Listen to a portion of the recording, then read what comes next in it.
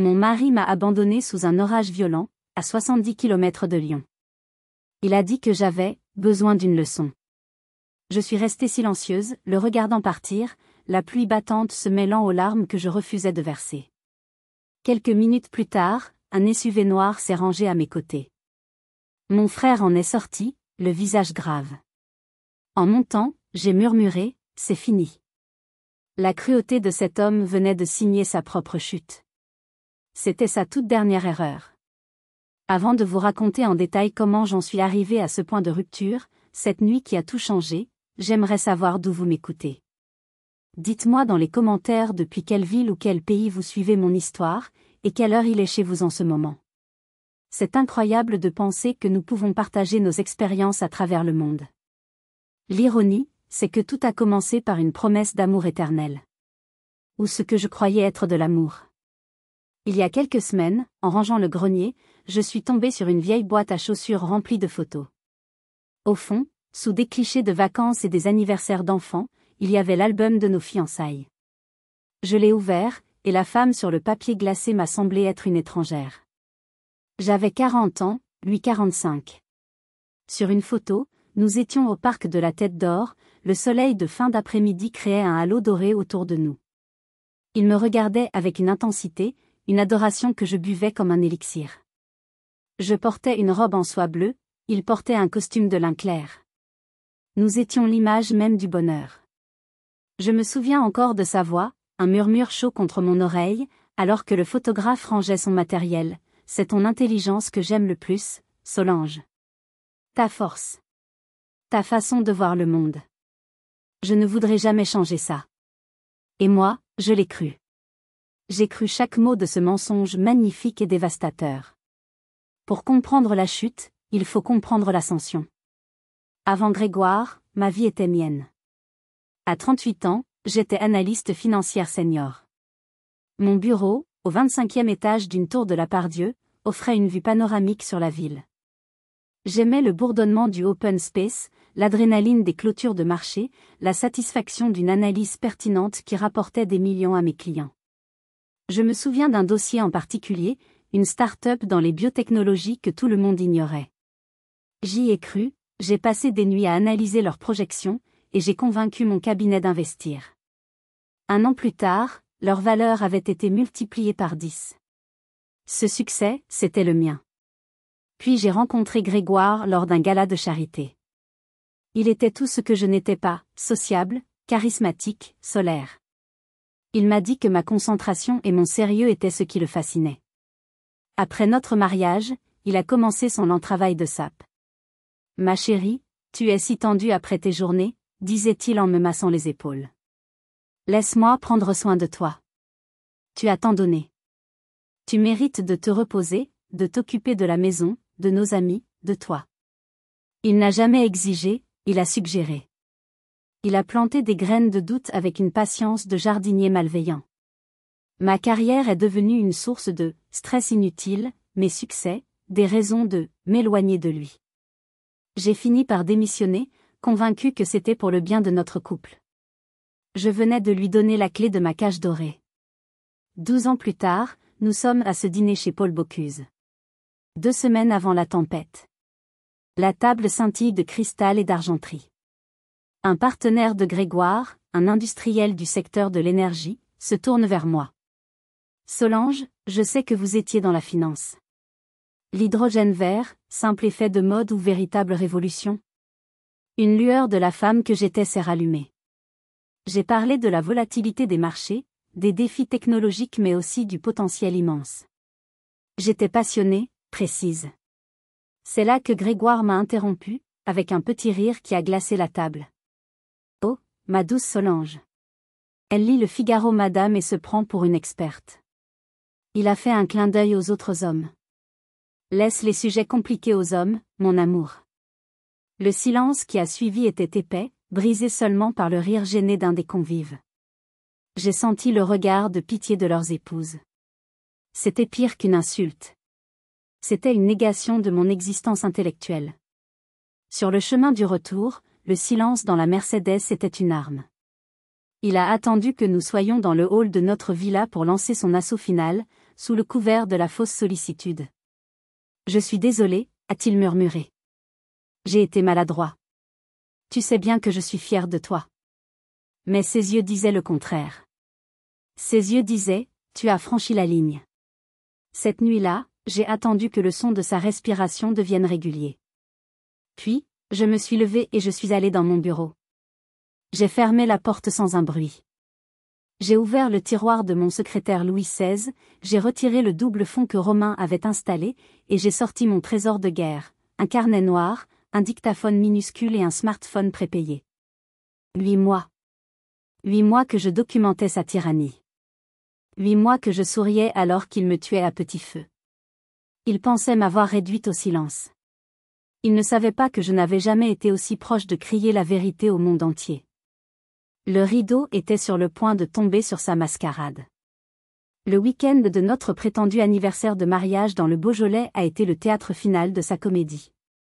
Il a joué le mari attentionné devant ses futurs investisseurs, me tenant la main, me servant du vin, parlant avec fierté de « ma merveilleuse épouse ». J'ai joué mon rôle, celui de la femme épanouie et aimante, tout en sentant un nœud de glace se former dans mon estomac.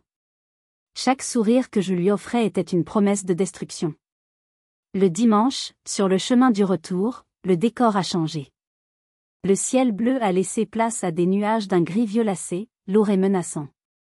Le vent s'est levé, faisant danser les platanes le long de la route. La radio crachait des alertes météo, parlant d'un orage d'une violence rare. Une tempête parfaite.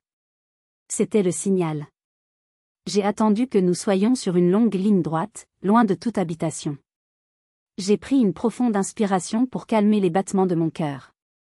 Ma voix était un modèle de calme forcé.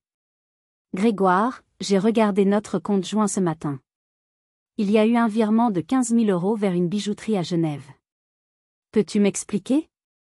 Je savais parfaitement à quoi avait servi cet argent. Geneviève, ma comptable, avait retrouvé la trace de l'achat, un collier de diamants pour sa maîtresse, Manon. Le silence qui a suivi ma question était plus assourdissant que le tonnerre qui commençait à gronder au loin. Il n'a pas tourné la tête vers moi. Il a simplement fixé la route, ses mains se crispant sur le volant en cuir. Puis, il a freiné. Pas une embardée, mais un freinage sec, précis, brutal. La Mercedes s'est immobilisée sur le bas-côté. Il a coupé le moteur. Le silence est devenu total, seulement perturbé par les premières gouttes de pluie qui s'écrasaient sur le pare-brise. Il s'est tourné vers moi. Lentement. Son visage, dans la lumière blafarde de l'orage, était méconnaissable. Ce n'était plus le visage de l'homme que j'avais épousé. C'était le visage d'un étranger glacial. Tu as besoin d'une leçon, Solange. Une vraie leçon sur la confiance et le respect. Ma main, cachée dans mon sac à main, a appuyé sur le bouton d'enregistrement du petit smartphone. C'était maintenant ou jamais. Il a fait un geste de la tête vers ma portière. Sors. Je l'ai regardé, sans ciller. Tu es sérieux? Ai-je demandé, ma voix tremblant légèrement, ce qui devait ajouter à l'authenticité de la scène. Je n'ai jamais été aussi sérieux de ma vie, a-t-il répondu, chaque mot détaché, précis comme un coup de scalpel.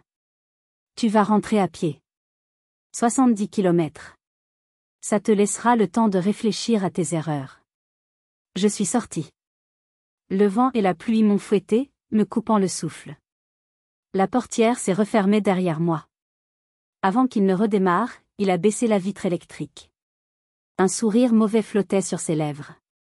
C'est là qu'il a lancé sa bombe, sa tentative de me désarmer, de me montrer qu'il était le maître du jeu. Amuse-toi bien avec ton petit enregistreur. Mon sang s'est transformé en glace. Il savait. Il avait toujours su.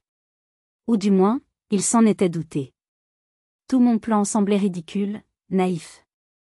Il m'avait laissé jouer mon petit jeu, pour mieux me détruire. Il a souri davantage, savourant ma stupeur. Puis il a redémarré. Mais il ne s'est pas éloigné. Il s'est arrêté à une centaine de mètres, le téléphone collé à l'oreille. Et c'est là que j'ai compris la véritable profondeur de sa cruauté. Mon téléphone principal, que j'avais laissé dans la boîte à gants, par accident, était encore connecté au système Bluetooth de la voiture. Pendant une poignée de secondes, avant qu'il ne coupe la connexion, j'ai entendu sa voix, calme et posée, dans les haut-parleurs de mon petit enregistreur. Allô, docteur Martin? C'est Grégoire de la Tour. Je suis terriblement inquiet. Solange, elle a eu une nouvelle crise, bien plus grave cette fois, elle est devenue hystérique, m'a accusé de choses insensées et s'est enfuie de la voiture en pleine campagne, oui, en plein orage, je crains qu'elle ne soit un danger pour elle-même, je pense qu'une intervention d'urgence est nécessaire, une hospitalisation pour évaluation psychiatrique. L'horreur m'a paralysée. Il ne voulait pas seulement me punir. Il voulait m'enfermer. Me faire déclarer légalement incompétente. Me voler ma crédibilité, ma liberté, mon esprit.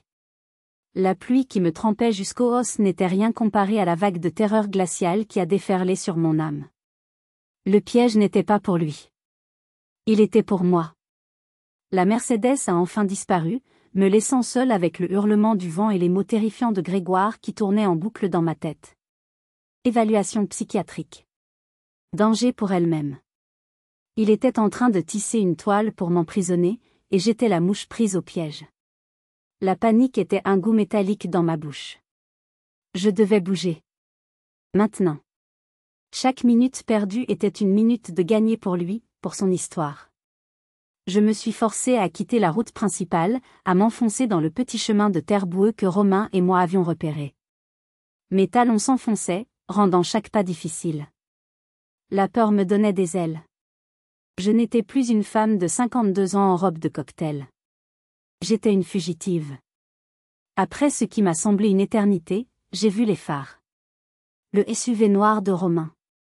Il a sauté de la voiture avant même qu'elle ne soit complètement arrêtée. En me voyant, trempée, couverte de boue, son visage s'est durci. Solange. Je me suis effondrée dans ses bras, le barrage de mon contrôle cédant enfin. Il sait, Romain. Il sait tout. Il a appelé le docteur Martin pour me faire passer pour folle. Il m'a tenue fermement. Respire, Solange. Respire. Je sais. J'ai tout entendu.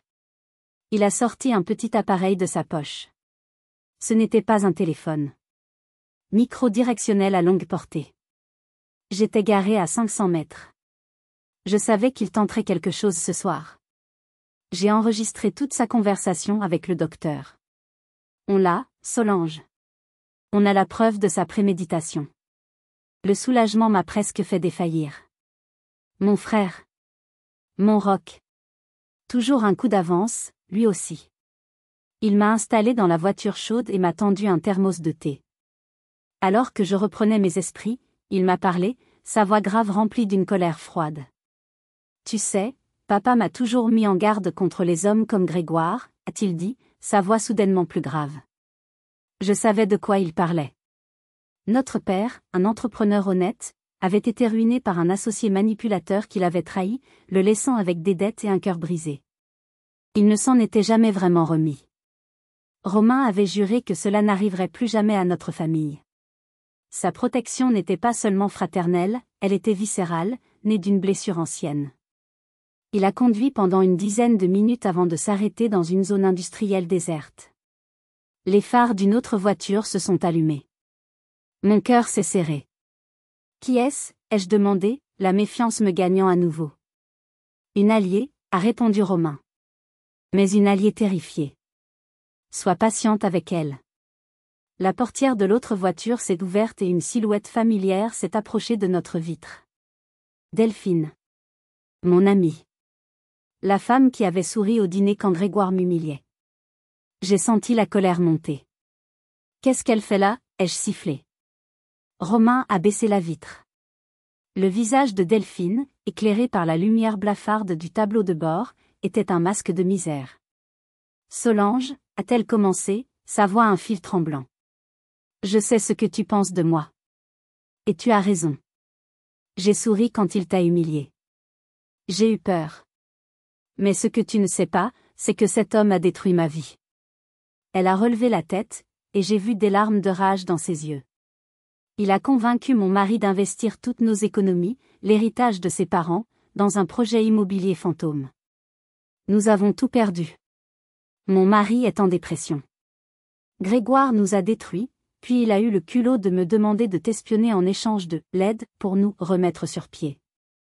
Elle a fouillé dans son sac et en a sorti une clé USB qu'elle m'a tendue à travers la fenêtre. J'ai joué son jeu. J'ai tout enregistré. Ses instructions, ses dénigrements sur toi, ses plans. Tout est là. Prends-le. Et détruis-le. Sa peur était palpable, mais sa haine l'était encore plus. Puis, elle a hésité. Il y a autre chose? A-t-elle dit, baissant la voix. Fais attention. Fais très attention à ta comptable. Geneviève. Il y a 2 jours, au téléphone, il s'est vanté. Il a dit que le fils de Geneviève avait eu un accident de voiture très grave il y a quelques années, qu'il était en état d'ivresse. Grégoire a usé de son influence pour faire disparaître le rapport de police. Il a dit, Geneviève est à moi. Elle fera tout ce que je lui demande. L'information m'a frappé comme un coup de poing. Geneviève, la femme rigoureuse, la professionnelle intègre, était prise dans un étau. Notre plan reposait entièrement sur ses preuves. Et cet homme tenait sa loyauté par le secret le plus sombre de sa vie. Nous avons quitté Delphine, la laissant seule dans la nuit avec ses propres démons. Le poids de ses paroles s'est installé dans le silence de la voiture. Geneviève. Notre pièce maîtresse. Notre talon d'Achille. Romain a conduit vers la Croix-Rousse, se faufilant dans des rues étroites que je ne connaissais pas. L'appartement sécurisé était au dernier étage d'un vieil immeuble canu, anonyme et discret.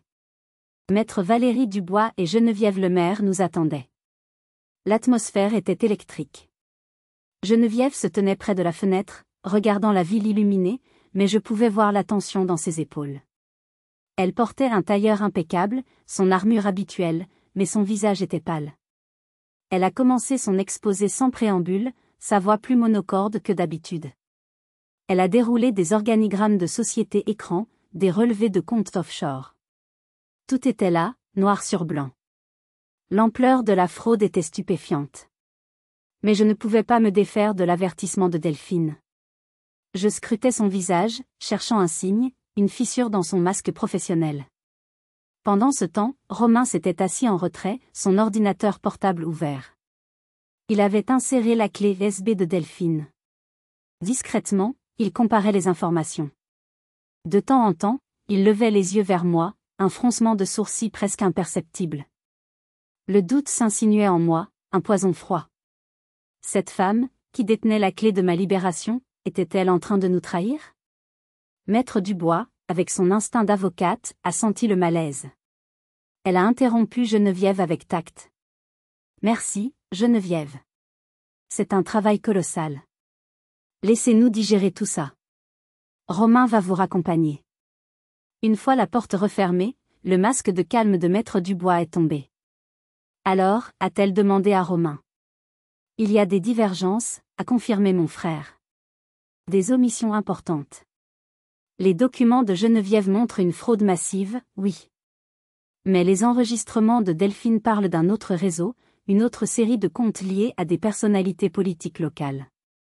Geneviève nous donne l'arbre, mais elle nous cache la forêt.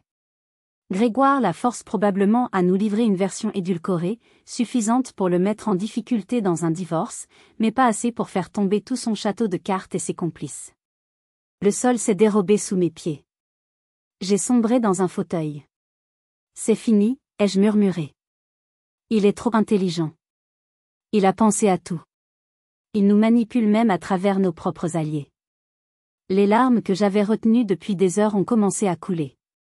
Des larmes de rage, de frustration, d'épuisement. Peut-être qu'il a raison. Peut-être que je suis juste une femme au foyer qui a voulu jouer dans la cour des grands. Peut-être que je suis folle d'avoir cru que je pouvais le battre. Romain s'est agenouillé devant moi. Il a pris mes mains dans les siennes. Sa poigne était ferme, rassurante. Non, Solange. Ne dis pas ça. N'ose même pas le penser. Tu te souviens quand on était petit? Le grand de la cour de récré qui te volait tes billes tous les jours?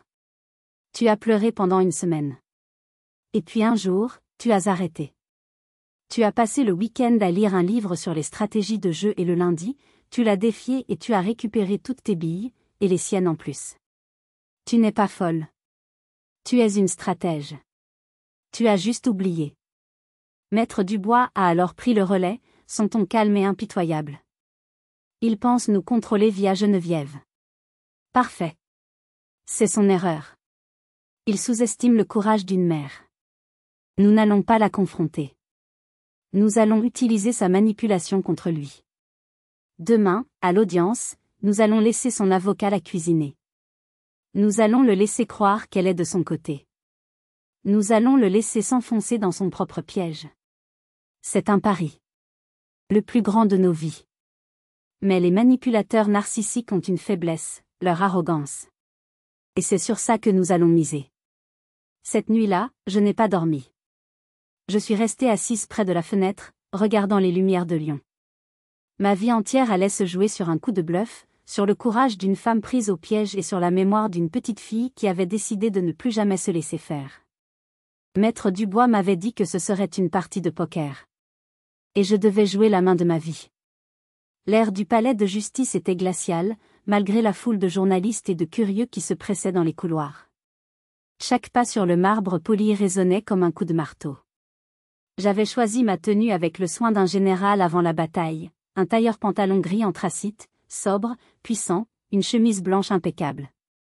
Pas de bijoux, à l'exception de l'alliance que j'allais bientôt lui rendre. Je voulais qu'il voie la femme d'affaires qu'il avait essayé d'effacer, pas la femme au foyer qu'il avait créée. Il était là, à la table de la défense, discutant à voix basse avec son avocat, un ténor du barreau au sourire carnassier.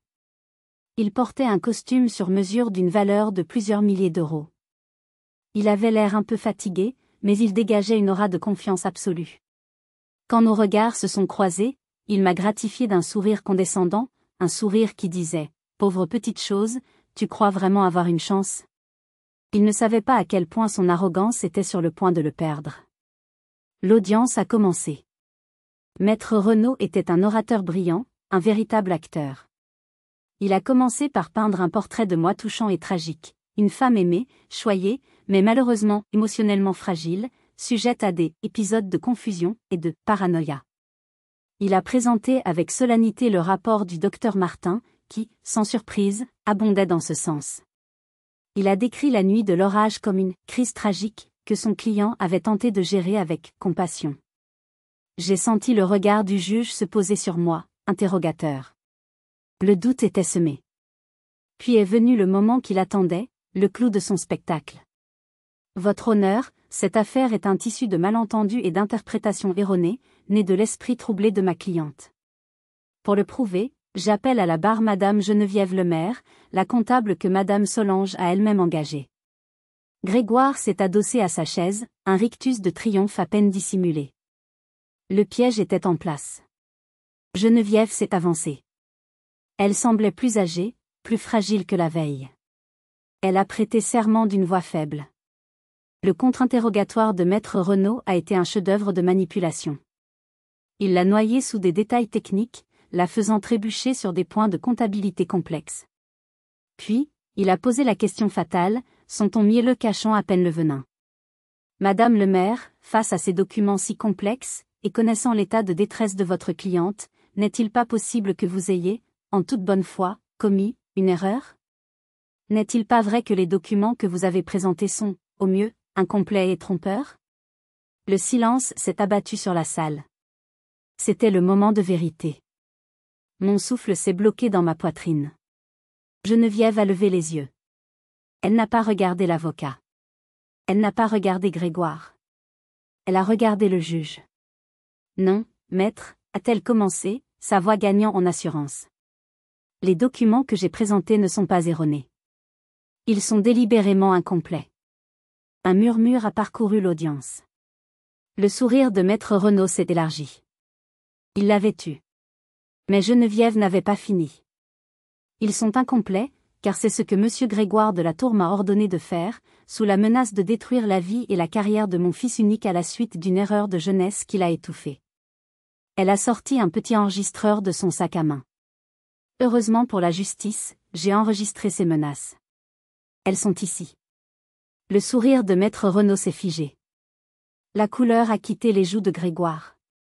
Mais ce n'est pas tout, votre honneur, a-t-elle poursuivi, sa voix maintenant d'une clarté de cristal. L'arrogance de Monsieur de la Tour est sa plus grande faiblesse. En me forçant à manipuler les comptes de ces sociétés écrans en Suisse pour cacher de l'argent à sa femme, il a commis une erreur monumentale. Il m'a donné les accès administrateurs à son serveur principal, un serveur qu'il croyait inviolable, hébergé aux îles Caïmans. Il pensait que je ne verrais que ce qu'il voulait bien me montrer. Mais j'ai tout vu. Pas seulement les millions qu'il a volés à sa femme, mais les dizaines de millions qu'il a blanchis pour un réseau de clients très puissants, dont certains sont peut-être même dans cette salle aujourd'hui. Elle a posé une clé USB sur le bureau du greffier. L'intégralité des transactions, des noms, des comptes, des enregistrements de ses conversations avec ses complices, tout est sur cette clé.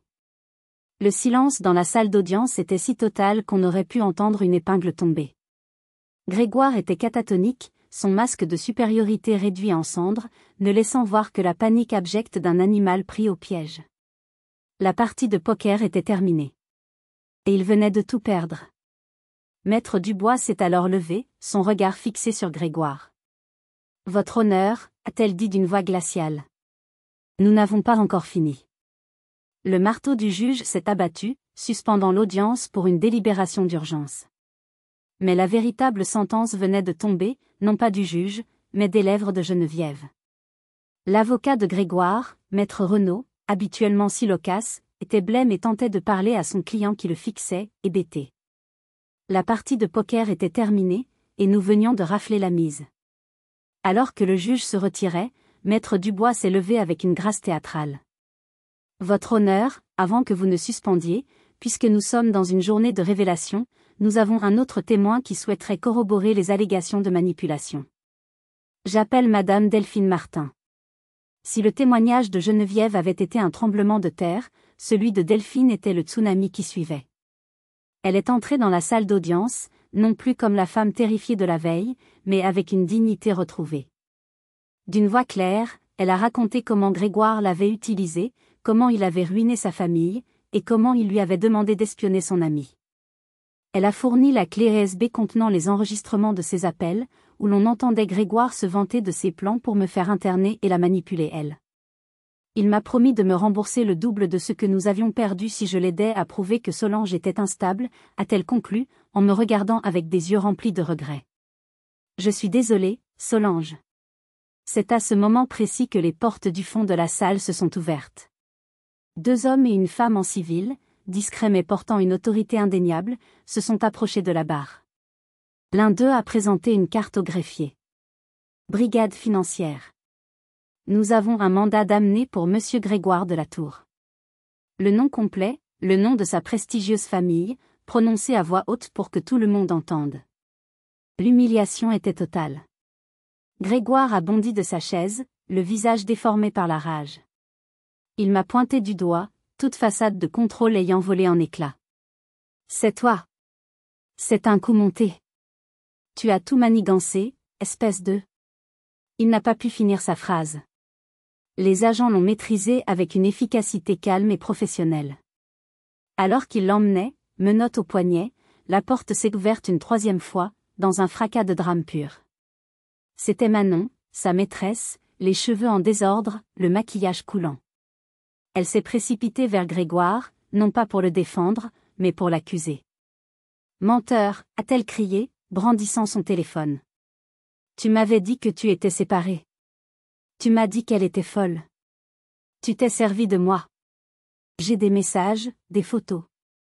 Tu m'as impliqué dans tes affaires sales sans que je le sache. » La scène était surréaliste. Sa femme, sa maîtresse, son amie, sa comptable, toutes les femmes qu'il avait utilisées et méprisées étaient là, unies dans sa destruction. Il avait semé le vent pendant des années, et il récoltait maintenant une tempête dévastatrice. Alors qu'il passait à ma hauteur, encadré par les policiers, nos regards se sont croisés. La haine dans ses yeux était pure. Mais pour la première fois, je n'ai ressenti aucune peur. Juste un vide immense et la certitude que la justice, même si elle est lente, finit toujours par arriver. Son empire, construit sur des mensonges et la souffrance des autres, venait de s'effondrer en moins d'1 heure. Le scandale a explosé comme une traînée de poudre. Le nom de Grégoire de la Tour, autrefois synonyme de succès et de pouvoir dans les cercles financiers de Lyon, était désormais associé à la fraude, la manipulation et la disgrâce. Les journaux locaux et nationaux se sont emparés de l'affaire. Il était le parfait méchant de l'histoire, riche, arrogant, et finalement démasqué de la manière la plus spectaculaire qui soit. Quelques jours après l'audience, alors que le tumulte médiatique commençait à peine à se calmer, ma sœur Aurélie a appelé. Sa voix était brisée. « Solange, je suis tellement désolée. Je n'ai aucune excuse. » Je suis restée silencieuse, la laissant parler. Elle a pleuré, avouant tout. Comment Grégoire l'avait approchée, connaissant sa faiblesse pour le jeu. Comment il avait payé ses dettes, la faisant sentir redevable, avant de commencer à lui demander de petites informations, puis de plus grosses. Il était si charmant, si convaincant, a-t-elle sangloté. Il disait qu'il voulait juste s'assurer que maman et toi étiez en sécurité financièrement. Puis, elle a ajouté quelque chose qui a tout changé. Il y a quelque chose que papa a laissé pour toi. Pour nous. Il m'en a parlé juste avant de mourir. Il m'a fait jurer de ne te le dire que si tu étais un jour en grand danger. Je crois que ce jour est arrivé. Le lendemain, nous nous sommes retrouvés à la petite banque de notre village d'enfance. Le directeur, un ami de la famille, nous a conduits à un coffre-fort que notre père louait depuis des années. À l'intérieur, il n'y avait pas d'argent ni de bijoux. Juste une enveloppe épaisse. Dedans, une lettre manuscrite de mon père et une liasse de documents. La lettre était adressée à moi. Mon père, avec son intuition redoutable, avait senti la vraie nature de Grégoire dès le début. « Ma chère Solange, commençait-il. J'espère que tu n'auras jamais à lire cette lettre. Mais si c'est le cas, cela signifie que l'homme que tu as épousé a montré son vrai visage. Je l'ai vu dans ses yeux le jour de votre mariage. Ce n'est pas de l'amour que j'y ai vu, mais de la convoitise. » Les documents étaient des preuves qu'il avait rassemblées discrètement. Une copie d'une tentative de Grégoire de contracter un prêt hypothécaire sur la maison de nos parents en imitant la signature de notre mère. Mon père l'avait découvert et l'avait forcé à annuler, le menaçant de tout révéler. Grégoire avait reculé, mais mon père, prudent, avait tout conservé. Il y avait aussi des témoignages d'anciens collègues de Grégoire, parlant de son ambition dévorante et de son manque de scrupules. Mais la dernière phrase de la lettre est celle qui a résonné en moi comme un écho de sa voix. L'argent, les maisons, tout cela peut être perdu et regagné. Mais la dignité, Solange, une fois qu'on te la prend, elle est difficile à retrouver. Ne laisse jamais personne, et surtout pas cet homme, te voler ta dignité. C'est le seul véritable héritage que je te laisse. Protège-la. En sortant de la banque, tenant la lettre de mon père contre mon cœur, je savais ce que je devais faire. La bataille contre Grégoire était presque gagnée, mais ma vraie guerre commençait maintenant. Une guerre pour reconstruire ma vie, non pas sur les ruines de mon mariage, mais sur les fondations solides que mon père avait laissées pour moi, la dignité, la force et la vérité. Si vous êtes arrivé jusqu'ici, laissez un commentaire pour nous dire ce que vous auriez fait à la place d'OP. Vous pouvez aussi écrire simplement le chiffre 1 pour montrer que vous suivez encore. Et dites-nous, vous regardez cette histoire depuis quelle région ou quel pays? 6 mois se sont écoulés. 6 mois de procédure judiciaire, de déposition et de préparation intense. Le procès pénal de Grégoire était l'événement médiatique de l'année à Lyon. La salle d'audience était comble chaque jour. J'étais là, au premier rang, non pas comme une victime éplorée, mais comme le témoin silencieux de sa chute. L'accusation a déroulé son dossier, implacable. Les preuves de Geneviève sur le blanchiment d'argent étaient irréfutables. Les enregistrements de Delphine et les miens ont peint le portrait d'un manipulateur pathologique. Les témoignages de ses anciens clients, des personnes âgées pour la plupart, dont il avait volé les économies d'une vie, étaient poignants et ont suscité l'indignation du jury. La défense de Grégoire était faible, reposant sur l'idée que j'étais une femme bafouée et vengeresse qui avait orchestré une cabale contre lui. Son avocat a tenté de me discréditer, de salir la réputation de mon frère Romain, exhumant une vieille histoire de bagarre de jeunesse pour le faire passer pour un homme violent. Mais Romain, à la barre, est resté d'un calme olympien. Oui, j'ai fait des erreurs dans ma jeunesse, a-t-il admis. Mais j'ai appris une chose, on ne lève jamais la main sur plus faible que soi. Ce que Monsieur de la Tour a fait à ma sœur, non pas avec ses poings mais avec ses mots et ses mensonges, est une forme de violence bien plus insidieuse. Le procès semblait joué d'avance. Mais la défense avait gardé un dernier témoin surprise, une tentative désespérée de semer le doute. Ils ont appelé à la barre un psychologue, un expert en aliénation parentale et conjugale. Il a commencé à parler de mon comportement obsessionnel, de mes enregistrements clandestins, comme étant le symptôme d'une personnalité vindicative. C'est là que l'accusation a contre-attaqué avec un témoin qu'il avait retrouvé grâce à une enquête approfondie, déclenchée par les documents de mon père. Ils ont appelé à la barre M. Bernard Lemoine, un ancien associé de Grégoire au tout début de sa carrière. M. Lemoine, un homme âgé à la voix posée, a raconté une histoire que personne ne connaissait. L'histoire d'un jeune Grégoire, issu d'un milieu très modeste, arrivé à Lyon avec une faim de loup. Il était brillant, le plus brillant d'entre nous, a raconté Lemoine. Mais il était rongé par une peur panique de la pauvreté, une honte de ses origines qu'il cachait sous une arrogance démesurée. Il m'a confié un jour, après un verre de trop, que son père était un homme faible qui avait tout perdu et que sa mère l'avait méprisé pour cela toute sa vie. Il s'est juré qu'il ne serait jamais cet homme. Il s'est juré qu'il contrôlerait tout et tout le monde pour ne jamais être à la merci de personne. Soudain, le monstre avait une histoire. Pas une excuse, mais une explication. Ses crimes n'étaient pas seulement motivés par la cupidité, mais par une faille narcissique profonde, une terreur existentielle d'être perçu comme faible ou pauvre. Il ne voulait pas seulement de l'argent, il voulait le pouvoir absolu pour se protéger de son propre passé.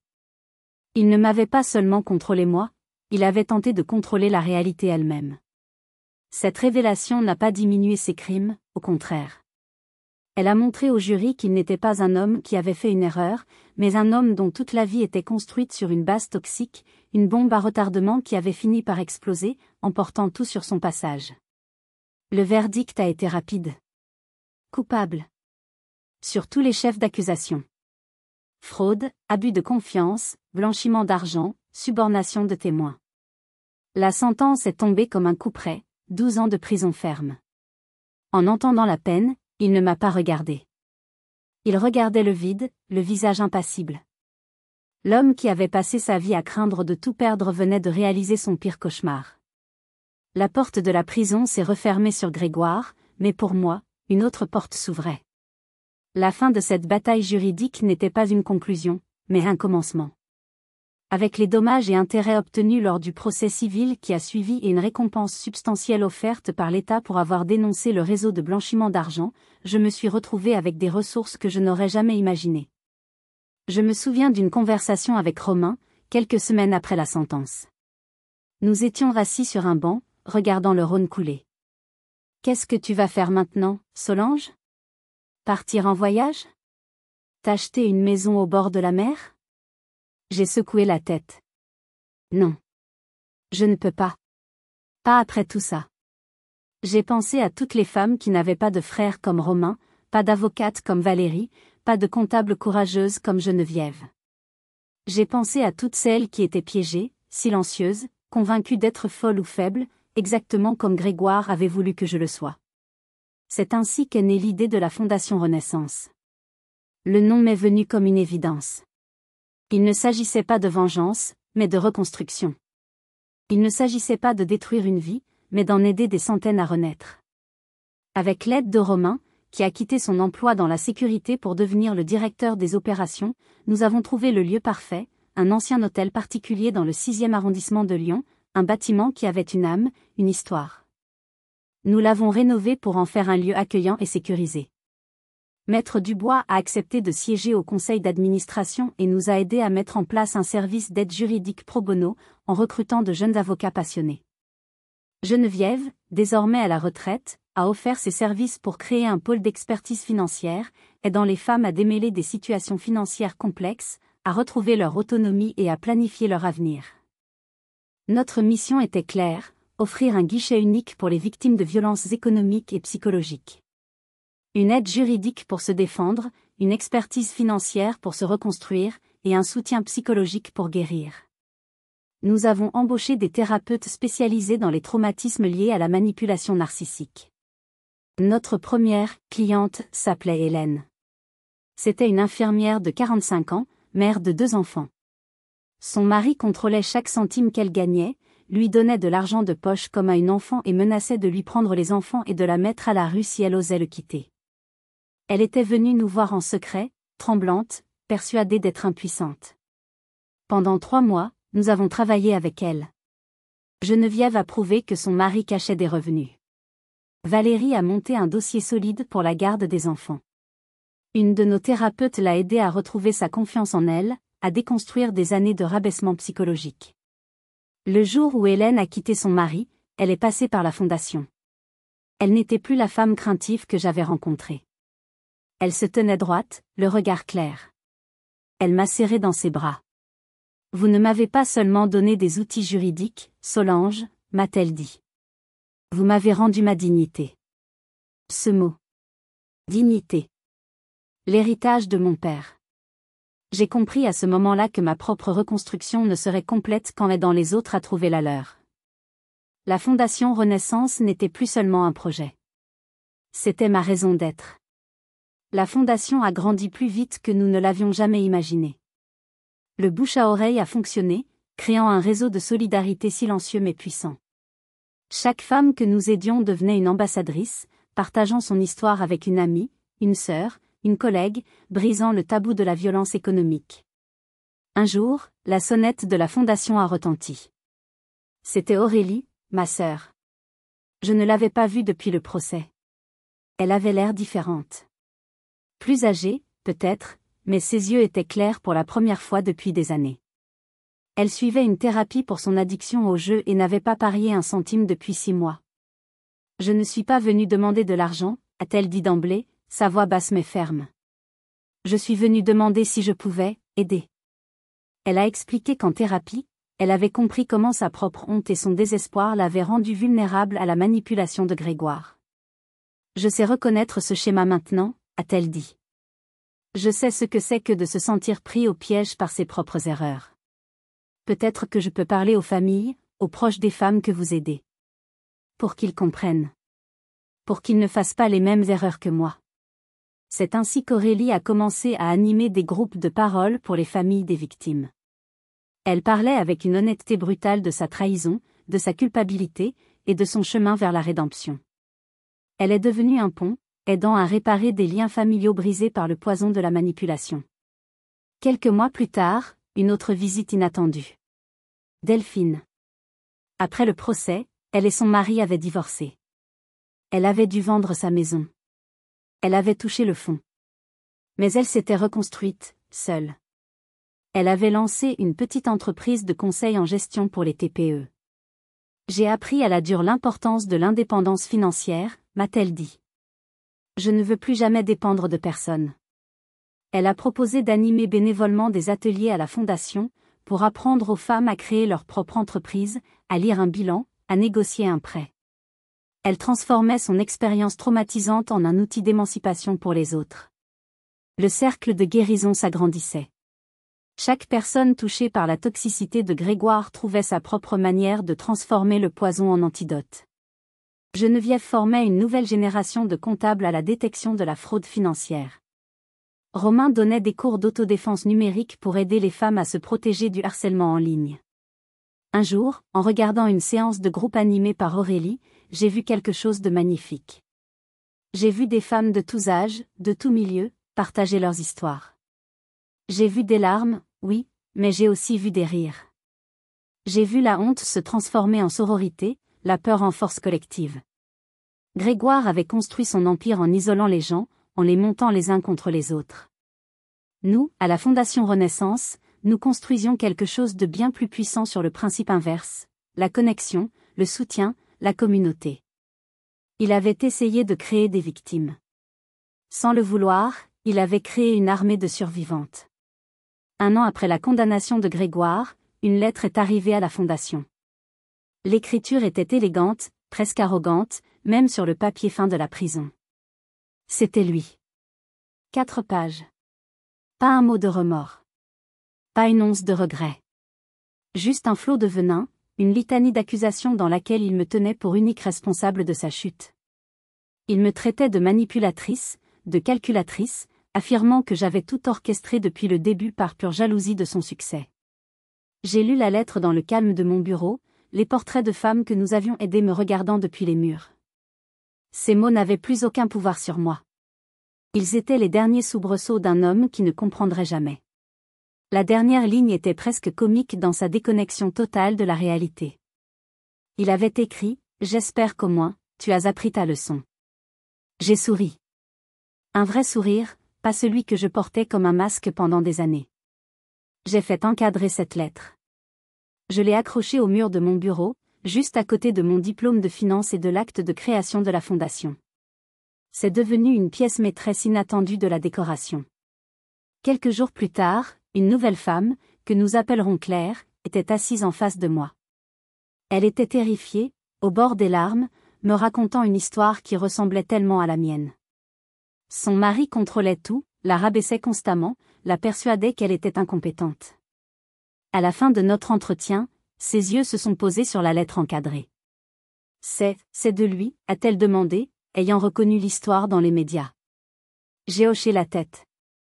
Il m'écrit qu'il espère que j'ai appris ma leçon. Claire m'a regardée, confuse. Quelle leçon ? Je me suis penchée en avant, mon regard rencontrant le sien. Oh oui, j'ai appris ma leçon, ai-je dit doucement. J'ai appris que la manipulation se nourrit du silence et de la honte. J'ai appris que demander de l'aide n'est pas une faiblesse, mais le premier acte de courage. J'ai appris que notre valeur n'est pas définie par la personne qui nous rabaisse, mais par notre capacité à nous relever. Et la leçon la plus importante, Claire, c'est que lorsque quelqu'un essaie de vous laisser seul sous l'orage, c'est pour que vous appreniez à devenir votre propre refuge. Et parfois, même le refuge pour les autres. La meilleure vengeance n'est pas la destruction, mais la reconstruction. Ce n'est pas de voir l'autre tomber, mais de s'élever si haut qu'on ne peut plus être atteint. Grégoire voulait m'enseigner ce qu'était ma place. Il a réussi. Ma place est ici, à la tête de cette fondation, à aider des femmes à retrouver leur voix, leur pouvoir, et leur dignité. C'est ça, la vraie leçon. Si mon histoire vous a touché, si elle a fait écho à quelque chose que vous ou l'un de vos proches avez vécu, n'hésitez pas à appuyer sur le bouton « J'aime ». Et si vous avez une histoire de résilience, de force, une histoire où vous avez transformé la douleur en pouvoir, partagez-la dans les commentaires. Vos histoires comptent. Elles donnent de l'espoir. Vous n'êtes pas seul. Et bien sûr, abonnez-vous pour ne pas manquer d'autres histoires sur l'incroyable force de l'esprit humain. Merci de m'avoir écouté.